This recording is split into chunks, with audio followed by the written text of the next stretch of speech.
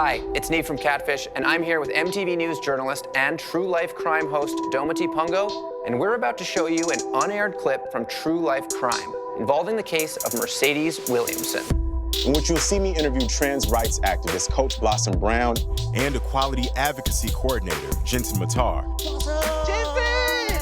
to get a better understanding about the differences between gender identity, gender expression, and sexual orientation. Can you break down the differences between gender identity and sexual orientation? Yeah, you ready for a big presentation?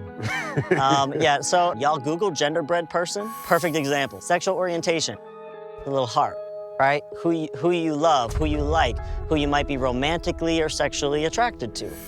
Gender identity is in the brain, right? It's the way you see yourself. It's who you know yourself to be in your gender. You know, it's the way you want the world to perceive you as well. Sex, assigned at birth. You know, it's a little lower on the genderbread person. You understand? Right. All right.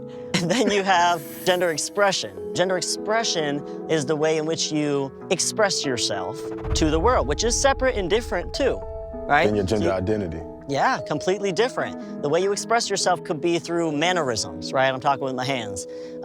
Different types of body language. It could be through, you know, your haircut or your makeup or the clothing you wear. It could be through the way in which you speak to somebody. It's the way you express yourself outwardly. While Jensen is breaking this down and making it so simple, I know that as a cisgender heterosexual male, I've got it easy. It's important for folks like me to really internalize this and take it into account when we think about how we treat others and the way we see the world. So, to make sure I got it straight, so it's like gender identity and gender expression can be the difference between a trans man and a more masculine lesbian. There you go. Yeah, absolutely.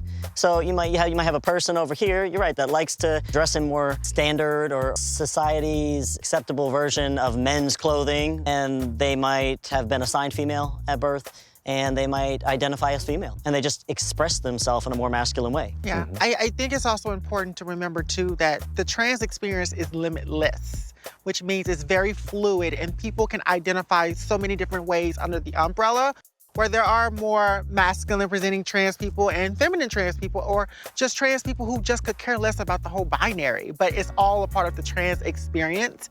Right. Right, like I identify as a more binary trans man. So the way in which I present myself, the way in which I live my life is, you know, pretty much in line with the expectations revolved around men, right?